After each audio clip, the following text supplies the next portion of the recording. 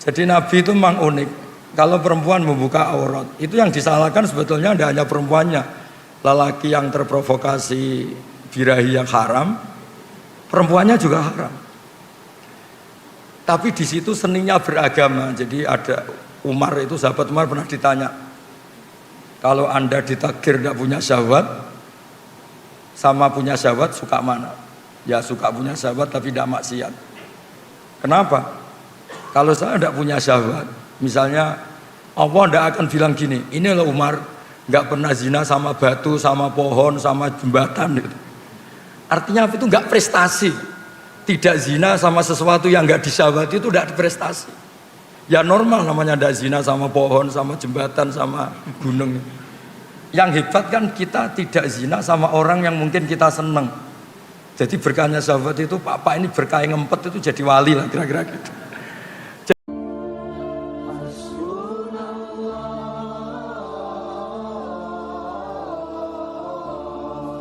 Di pertanyaan yang pertama terkait dengan apakah ada yang baru di sini, kemudian yang kedua ini soal nahnu tadi, ada 3 fungsi, apakah tidak ada yang diterjemahkan dengan saya, terus kemudian tadi terkait dengan wawu isti'naf dan waktu ataf, Gus.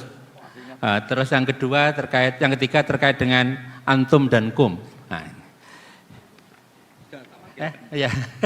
Kemudian yang kedua dari Mas Sidik tadi, kenapa hafal Quran kok masih bermaksiat Gus? Itu pertanyaan dari Mas Sidik. Kemudian dari Ibu tadi ada, ya, oh ya satu-satu ya. Ya, yang lagi dulu ya. Pak Hasyim dulu ya. Bismillahirrahmanirrahim. Ya ini mungkin Pak Hasyim itu diskusinya sama saya toh. Ini banyak yang bingung kayaknya. Bikin bingung orang itu termasuk dosa. Jadi ya saya ini kan kenal sama keluarga Pak Hasyim dari Guyangan ya, dari Padi. Yang bapaknya kiai itu. Mungkin beliau frustasi terus di Jogja itu.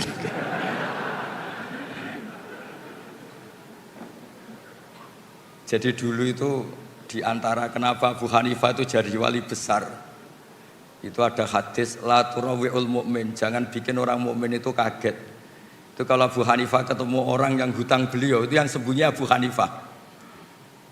Saya ulang lagi, ada orang ngutang sama beliau, Abu Hanifah itu kaya. Itu kalau ketemu yang sembunyi itu Abu Hanifah, ditanya, kenapa engkau yang sembunyi? Di mana-mana orang ngutang, kalau ketemu yang ngutang itu kaget. Jadi kalau saya ketemu maka saya dosa karena bikin orang apa? Kaget. Itu memang unik, memang Abu Hanifah itu unik. Jadi harusnya rektor atau dekan atau siapapun yang jadi pembina, kalau ketemu mahasiswa salah, itu yang sembunyi dosennya. Kedua cerita Robiah Adawiyah. Robiah Adawiyah itu rumahnya tuh ada maling. Robiah Adawiyah itu sembunyi sampai maling jatuh keluar gak bawa apa-apa. Ditanya, kenapa yang sembunyi engkau? Saya ini malu sama malingnya karena tidak ada apa-apa yang bisa dicuri.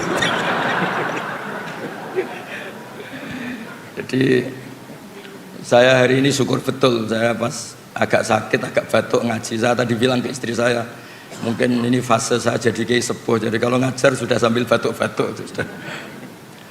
Begini, saya kebetulan ngikuti Prof. Zaini itu mulai 2004 sampai beliau wafat 2000 berapa 19 ya?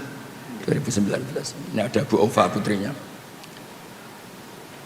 Beliau menerjemah itu berdasar keahlian beliau sekolah di Al-Azhar itu sastra Arab. Saya pernah menanyakan yang ditanyakan Pak Hasyim, kenapa kami kok nggak diterjemah saya atau saya kok kami? Beliau itu hanya jawab gini, kok kalau kalian dari antum kok kasar? Hanya alasannya kasar. Saat itu saya juga tanya Pak Kures karena beliau ikut di Kemenak. Juga per menteri yang ini Pak Nazar itu saya juga dapat SK termasuk diberi hak untuk ikut merubah kalau ada yang gimana di Kemenak. Itu sama-sama Pak Zaini sama Pak Kures itu sama-sama bilang gini, termasuk judul ini dari Prof Zaini termasuk dari Pak Kures, semua dianjurkan pakai judul ini Al-Quran Karim dan terjemahan artinya. Jadi bukan dan terjemahannya, tapi dan terjemahan artinya. Jadi karena bahasa Indonesia itu tidak akan mewakili bahasa Arab atau bahasa aslinya. Nah, terkait nahnu tidak diterjemah saya padahal wakilnya itu Allah atau al-mu'adzim nafsa, itu banyak ulama yang bilang gini, ketika Allah cerita nahnu itu memang melibatkan banyak orang, banyak pihak. Misalnya nahnu khalaqnakum, itu memang karuan Allah sentral, tapi kan untuk menjadi manusia itu ada hubungan suami istri, ada macam-macam. Begitu juga inna nahnu nazzalna dzikra, melibatkan Jibril, dan Quran ini dijaga juga melibatkan banyak yang hafal Quran ini itu. Maka pakainya nahnu. Tapi kalau Allah itu sendiri dan memang hanya sendiri, itu Allah tidak pakai iyana, tapi iya itu fa'iyaya fa'budun, fa'iyaya farhabun. Itu, tapi saya ulang lagi, itu hanya analisis. Tapi itu diyakini banyak ulama Al-Azhar. Terus kedua, tentang isti'naf. Memulai kata itu ada dua, ada yang memang benar-benar permulaan. Ada yang hakikatnya itu tidak permulaan, itu yang menjadikan Pak Zaini atau Pak Kures atau Kemenak sekarang itu. Ya kadang-kadang beda, tapi tetap ada kata dan. Misalnya begini, innal abrara lafi naim wa innal fujara lafi jahim. Itu memang wawunya sudah bisa ndak ataf, bisa ataf. Nah, melihat adat Allah itu menyebut dua hal, habis cerita surga, neraka, cerita orang baik, orang jelek, maka tradisi menyebut dua hal ini terus menjadikan wawu di mana ini tetap dan. Begitu juga wala talbisul haqqa tadi. Sebelum itu memang sudah ada nasihat-nasihat yang banyak. Kemudian terkait apakah ada penambahan di sini. Kalau nambah enggak.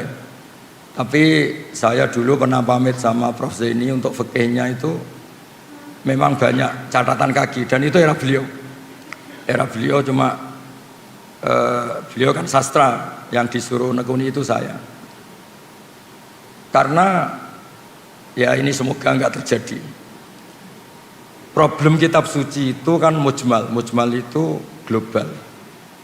Sehingga kalau diterjemah pakai harfiah itu memang resikonya tinggi. Misalnya gini, Nabi Lot tuh kecewa betul sama kaumnya yang homoseks. Tapi ketika kecewa malah dengan tanda kutip bikin kata-kata yang riskan.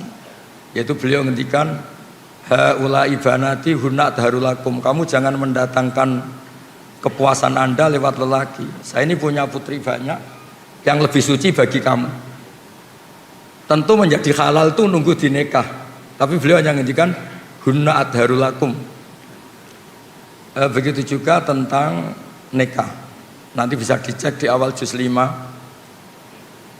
Ada ayat yang bunyinya hanya gini. Famastamta'tum bihi minhunna fa'atuhunna ujurahun.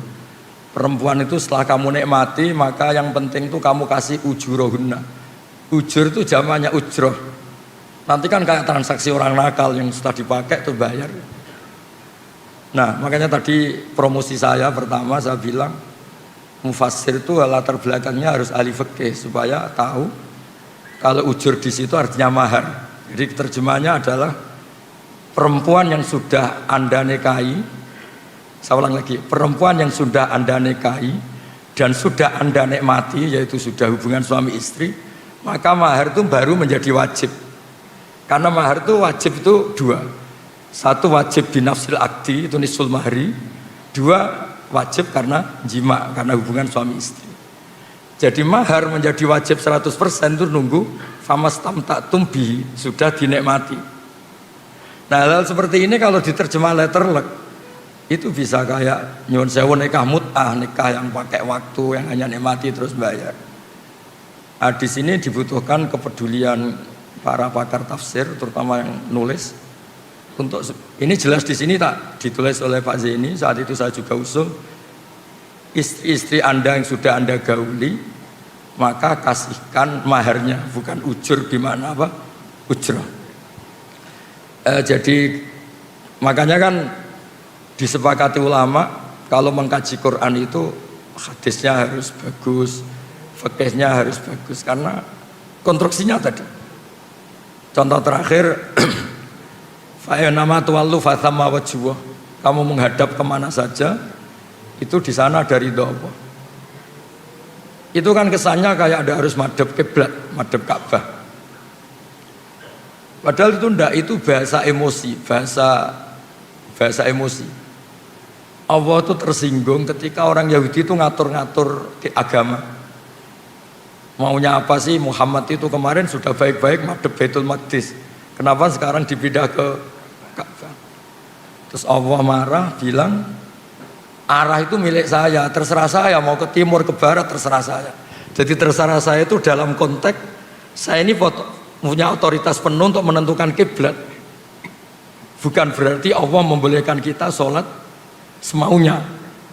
Itu kan ibarat ada orang nyalahkan saya misalnya, Gus, anak anda kok kamu kasih uang 1 juta 2 juta, bukankah ini boros? Terus saya bilang ini uang saya, terserah mau dipakai apa mau dibakar apa mau diapain, tidak apa-apa, itu uang saya.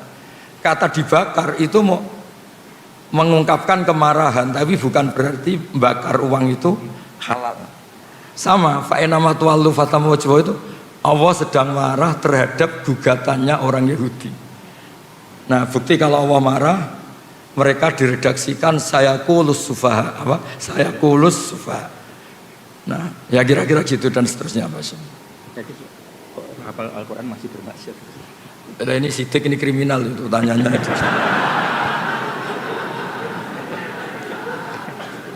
Nanti kalau kenapa orang hafal Quran masih bisa maksiat, lama-lama Anda tanya, kenapa Pak Rektor masih butuh uang, gitu kan, ya repot. Jadi begini, agama ini unik. Allah itu tidak pernah menghalalkan maksiat, nggak pernah. Tapi Allah tahu betul kalau prakteknya orang itu pasti maksiat, beda ya. Kalau Allah menghalalkan nanti itu menjadi syariat. Tapi kalau Allah tidak realistis, namanya orang itu pasti maksiat. Makanya redaksinya Allah itu pakai fasilitas. Orang baik itu siapa? Orang yang fasilitasnya adalah kebaikannya diberi ganjaran, salahnya dimaafkan. Ya kayak kira-kira definisi cinta. Cinta itu apa? Pas kamu baik diapresiasi, pas kamu salah dimaafkan. Tapi jangan pernah istri Anda bilang, wah Pak kamu salah gak apa-apa. Wah, itu bisa bahaya itu. Jadi semua maksiat di Quran itu diceritakan pakai kalam khobar. Kalam khobar itu apa, misalnya cerita orang baik itu siapa? Orang yang menjauhi dosa besar. Misalnya gini, Anda mencintai perempuan, potensinya itu kan hanya nikmati melihat sama sampai hubungan suami istri. Nah yang sampai hubungan suami istri namanya zina, itu dosa besar. Jadi kalau Anda tidak bisa tidur ingat terus, itu namanya pengangguran. Nah, Allah itu bilang, alladzina yastanifuna kabairal itsmi wal fawahisha illa lamam. Ya gak apa-apa lah, ingat-ingat sedikit, sementing gak sampai zina. Anda benci orang itu kan kelasnya bisa ngata-ngatain, ngerasani, menghujat, membunuh. Lah Allah itu kadang-kadang maklumi, wong jenenge lagi gedeng, namanya baru benci ya, gak apa-apa lah ngerasani, sementing jangan bunuh.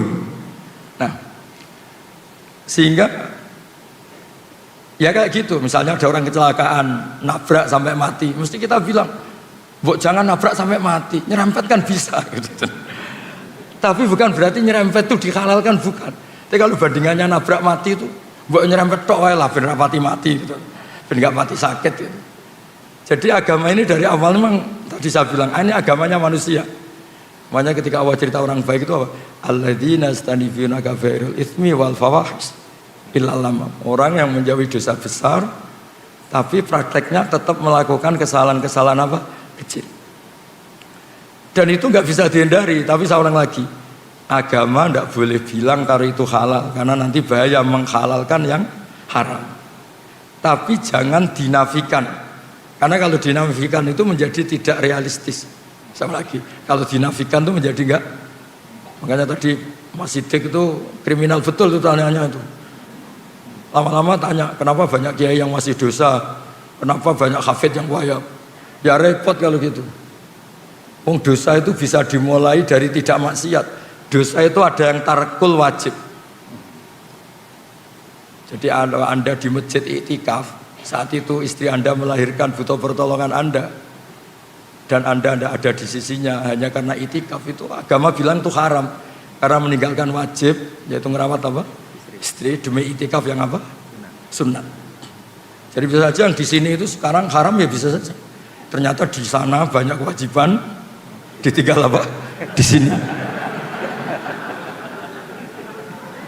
Tapi bisa saja taat, karena pas di sini berarti tidak masih. Nah, saya kira demikian.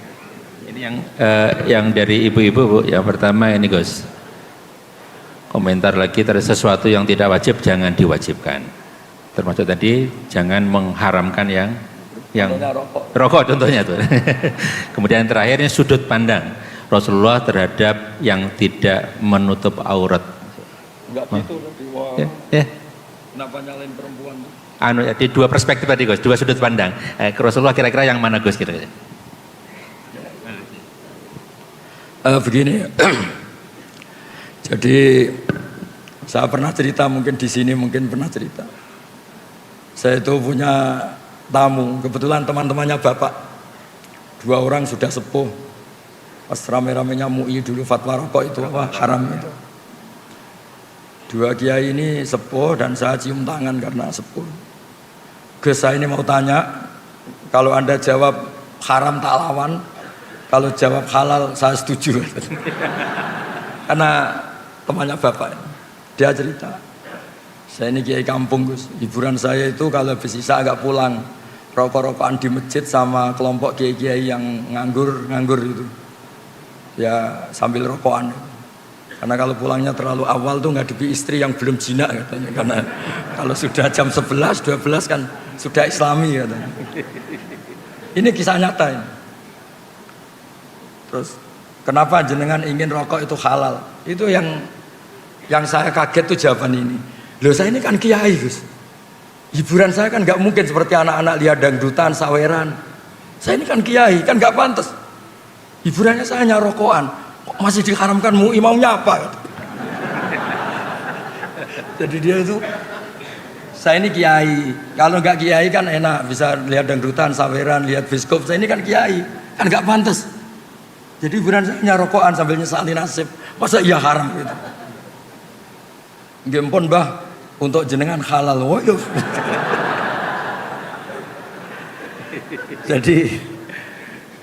Jadi memang apa ya, sudut agama itu makro itu nggak jelas haramnya, tapi juga Anda jangan bilang halal karena kadang ya sampai ganggu kesehatan misalnya.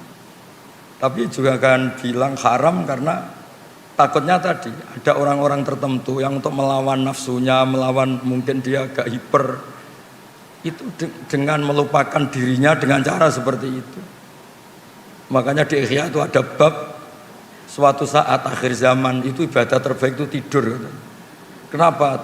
Karena tidur itu tarkul haram. Karena kalau tidur itu berarti orang itu tidak melakukan haram sama sekali.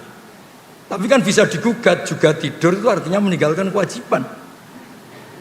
Nah itu sudut pandang, ini pertanyaan ke Mbak tadi. Jadi Nabi itu memang unik. Kalau perempuan membuka aurat, itu yang disalahkan sebetulnya tidak hanya perempuannya. Lelaki yang terprovokasi birahi yang haram, perempuannya juga haram. Tapi di situ seninya beragama. Jadi ada Umar itu, sahabat Umar pernah ditanya, kalau Anda ditakdir tidak punya syahwat sama punya syahwat suka mana? Ya suka punya syahwat tapi tidak maksiat. Kenapa?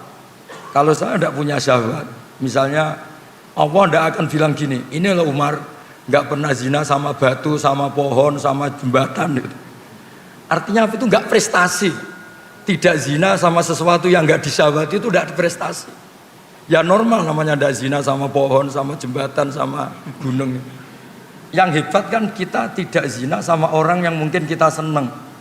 Jadi berkahnya syahwat itu, Pak ini berkah yang ngempet itu jadi wali lah kira-kira gitu. Jadi memang seninya Allah itu liyabluwakum ya di situ ini. Jadi diuji itu karena kita punya syahwat, punya apa, tapi nggak melakukan. Kayak gini, Anda tidak suka uang, nggak prestasi, tidak korupsi. Itu yang prestasi suka tapi tetap tidak korupsi. Anda wataknya itu enggak lelaki banget. Mungkin agak lelaki. Ketika tersinggung sama orang enggak tersinggung. Itu dulu kata Imam Syafi'i itu khimar. Orang enggak bisa tersinggung itu khimar. Maksudnya enggak punya kepekaan. Tapi kita harus tersinggung karena kita dihujat harus tersinggung. Tapi karena kita Islami tidak kita wujudkan dalam perilaku misalnya mukul atau nabok atau membunuh. Jadi ketika Allah ngendikan zina linnas syahwat minan nisa itu, Allah ingin mengapresiasi betapa hebatnya manusia soleh. Mereka punya syahwat, punya keinginan, tapi semua itu ditinggalkan karena saya. Makanya terakhir ijazah saya ini ada 7 orang yang spesial yang nanti dinaungi Allah yaumala dzilla illa dzilluh. Yang pertama itu Imam Adil, semacam-macam. Yang ketujuh ini nggak boleh diuji cobakan ini. Yang ketujuh ini haram diuji cobakan. Lelaki yang diajak perempuan cantik terus dia menolak hanya karena bilang ini akhafullah, saya takut Allah. Nggak usah diuji karena ini rawan nggak lulus. Tapi itu didiskusikan sama Nabi itu betapa hebatnya orang apa? Soleh. Biar yang diuji itu hanya Nabi Yusuf. Kalau Anda kayaknya tidak lulus. Zulaikha itu cantik, setengah baya menarik. Ngajak Nabi Yusuf pas tuannya di kantor. Karena tuannya ini pegawai negeri. Nah, tapi yang diajak itu Zulaikha, bukan dosen UI. Jadi artinya gini, berkahnya kita punya syahwat, suka uang, suka ya, harta tahta wanita, berkahnya itu malah kita menjadi orang hebat. Kok bisa Pak Rektor gak korupsi padahal punya kesempatan? Kok bisa tidak mencabang kemana-mana karena diawasi kalian itu? Tidak karena soleh kali itu, gak, saya yakin gak karena soleh itu. Enggak. Untuk husnudon soleh itu butuh dalil. Karena takut Allah. Ya. Takut istri atau takut Allah? Dua-duanya guys. Kalau takut Allah dan istri malah syirik, no. Jadi Allah itu unik, ngelola manusia itu unik. Makanya ketika Nabi itu tersinggung, ya marah. Kata sahabat, ihmar rawajjuh. Marah, kelihatan marah. Nabi pernah ditanya, Muhammad kalau engkau Rasul itu mbok yo yang keren itu.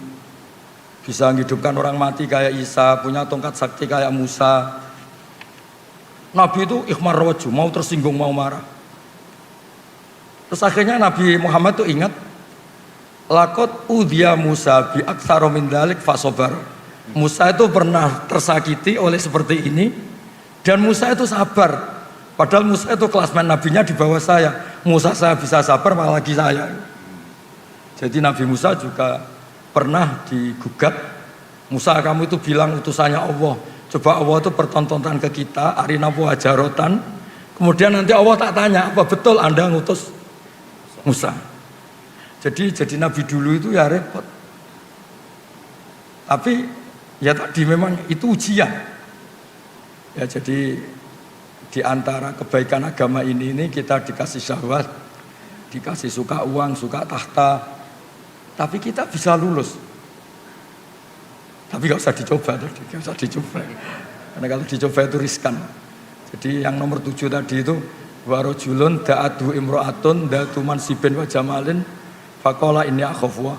Lelaki yang diajak perempuan cantik, diajak perempuan cantik, Nabi bilang itu cantik. Kalau gak cantik kan agak tunggali lah gitu kan. Tapi tetap bilang faqala inni akhafwa. Ya saya kira demikian cukup ini. Cukup ya. Masih. Ya, dua pertanyaan lagi. Ya. Baik, terima kasih Gus. Sebelum membuka sesi, saya ingin menyapa ada 2 tamu kita, Profesor Dr. Lamati Nulu Ahmad dari UMI Makassar. Terima kasih Prof. Kemudian Profesor Dr. Tamrin dari Universitas Mula Warman Banjarmasin. Terima kasih Prof sudah bergabung bersama kami. Ibu Bapak, waktunya tidak banyak, kita buat 2 penanya saja ya.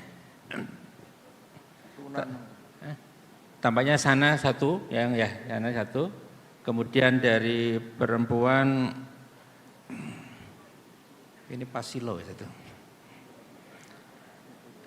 Yang sana satu ya, yang ya Anda ya, yang pakai jilbab warna apa itu, warna pink ya. Kok dari sini bukan pink ya? Ya, putih ya, oke. Dari mikrofon dari sana, yang sana dulu ya. Singkat padat ya. Assalamualaikum warahmatullahi wabarakatuh. Pertanyaan saya singkat saja. Yang pertama, Al-Quranul Qadim itu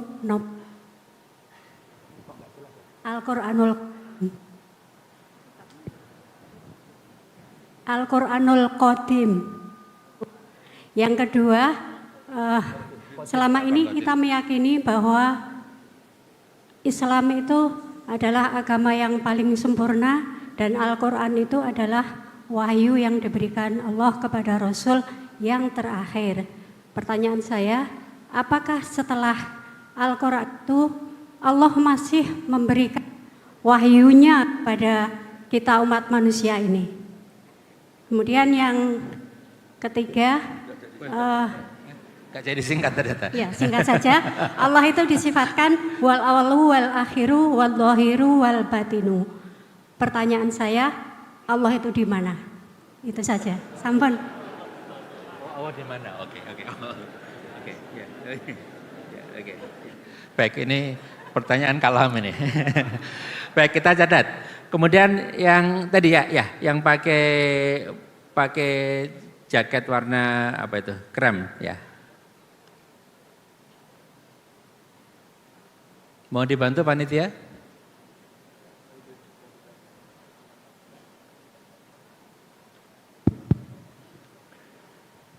Baik, terima kasih atas kesempatannya. Perkenalkan, saya Lutfi dari Solo, Jawa Tengah. Izin bertanya, Gus Baha. Di Indonesia ini kalau kami lihat indeks korupsinya cukup tinggi begitu. Ya. Tapi kalau kita lihat jumlah pesantren di Indonesia juga banyak, ya. Kalau kita bilang beberapa negara yang yang korupsinya rendah seperti New Zealand atau Selandia Baru, Australia dan sebagainya, pesantrennya bahkan mungkin tidak ada. Pertanyaannya adalah, menurut panjenengan Gus Baha, bagaimana kita menyikapi dan bagaimana strategi kita sebagai umat Islam atau bahkan para kiai ulama untuk bisa meminimalisir atau bahkan mengurangi secara signifikan praktik korupsi yang ada begitu. Izin kalau saya bisa mengutip perkataan Bu Sri Mulyani, mantan Menteri Keuangan dulu, beliau pernah mengatakan, banyak orang mudah tergoda uang, meski sholat rajin, naik haji sudah, umroh sering, puasa Senin Kamis, tapi waktu lihat uang lupa semuanya. Begitu. Kemudian yang kedua ini ada titipan pertanyaan, mohon izin, apakah setan itu berupa zat atau sifat? Terima kasih. Kalam lagi setan. Baik, terima kasih. Ini ada dua kelompok pertanyaan, yang satu terkait dengan ilmu kalam. Ya. Al-Quran tadi Qadim, terus kemudian pertanyaan Allah ada di mana Gus, kira-kira gitu. Kemudian yang kedua tadi terkait dengan setan itu seperti apa, sifat atau zat, kira-kira sifat atau zat.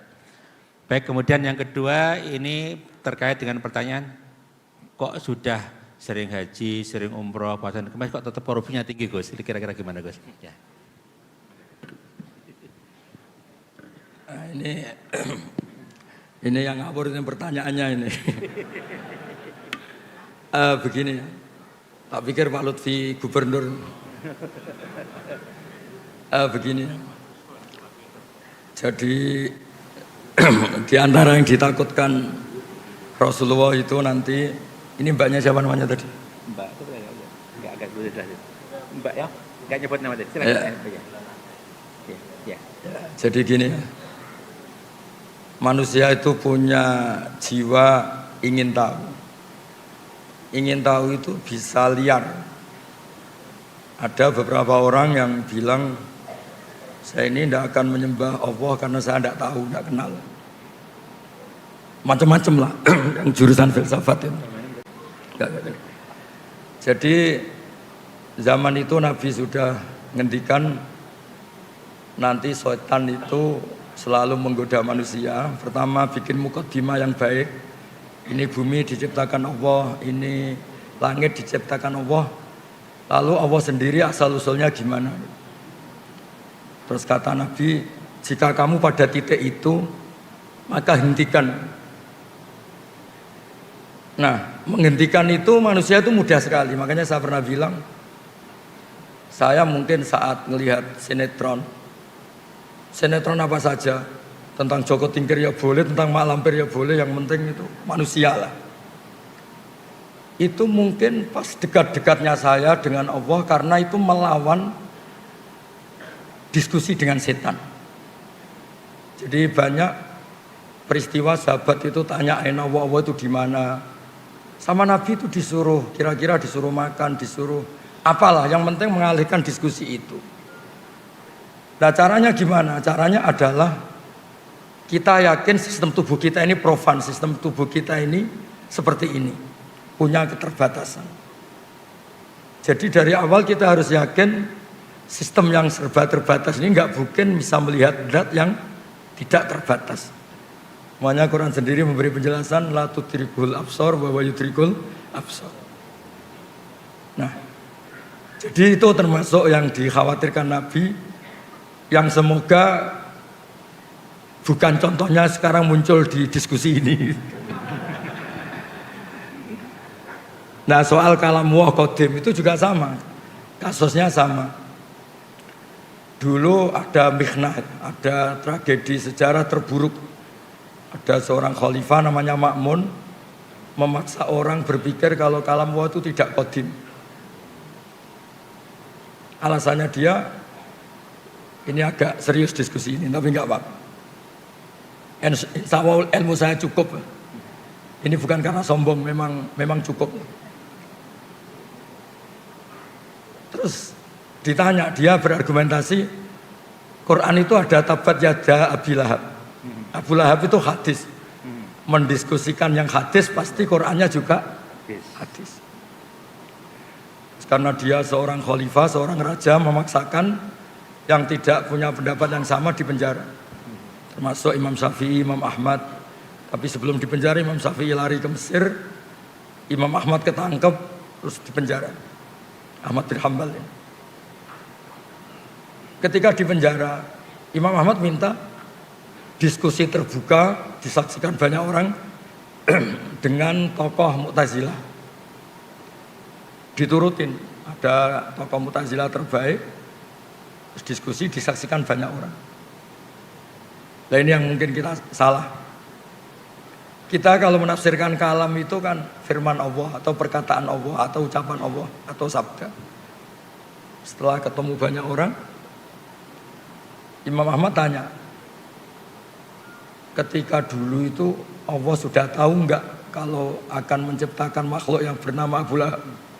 Wah ya sudah tahu, Allah itu merencanakan semuanya ya dengan pengetahuan yang qadim.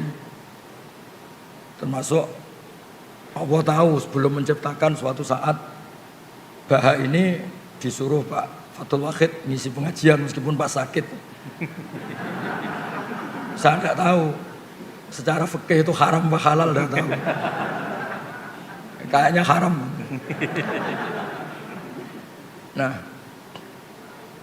si Abu Duat ini yang wakil Mu'tazilah, oh ya Allah tahu. Besok matahari terbit enggak? Iya terbit.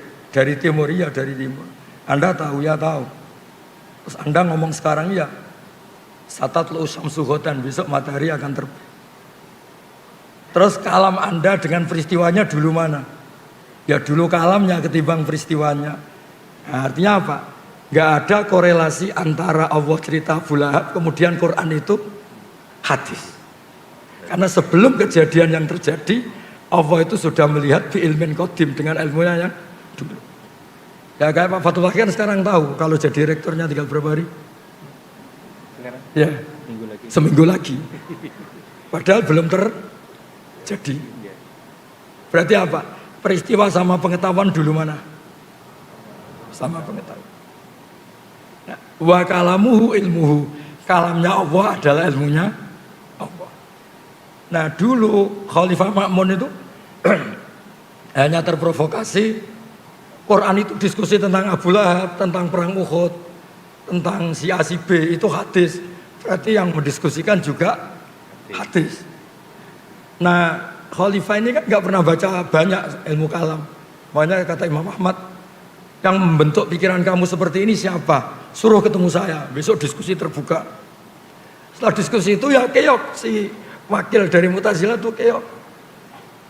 Karena ditanya, ketika Allah dalam azali itu sudah merencanakan apa dadakan, ya sudah merencanakan. Allah tahu kalau mau ada makhluk namanya Abu Lahab, ya tahu. Fakalamuhu ilmuhu, ya kalamnya Allah itu ilmunya Allah. Maka kalamnya bersifat qadim. Nah, soal pertanyaan tadi Mas Lutfi, Allah itu di mana?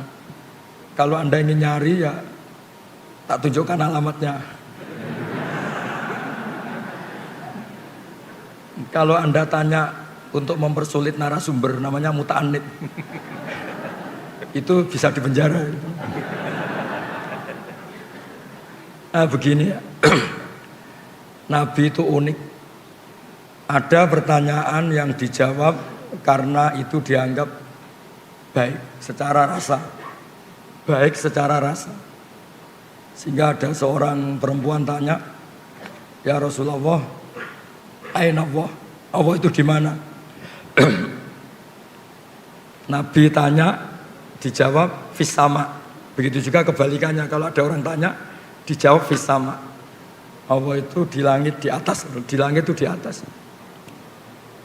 Ketika Nabi Mi'raj menemui Allah itu digambarkan di atas, fis sama. Itu benar secara psikologis, karena kita tidak mungkin mensifati Allah itu di bawah. Nah, tapi di atas itu menurut ukuran apa? Ukuran fisik apa non fisik? Di atas menurut fisik adalah ini bawah, sana atas. Tapi secara psikis, secara rohani, di atas itu nggak terjangkau, nggak tersentuh. Artinya nggak tersentuh ya sudah, dengan sistem tubuh kita seperti ini, Allah itu terlalu atas untuk kita analisis, terlalu atas untuk kita sentuh, terlalu atas untuk kita amati atau kita perhatikan. Nah, makanya tentang Allah cukup kita mengatakan subhanah. Dan Allah selalu bilang ketika ada orang salah paham, subhanahu wa ta'ala amma yusyrikun amma yakulun. Yang penting Allah itu terlalu suci, terbebas dari cara pandang manusia yang sering salah. Ya, jadi makanya pentingnya wiridan subhanallah adalah orang biar ngerti kalau Allah itu suci dan persepsi kita ini jauh dari menyentuh itu.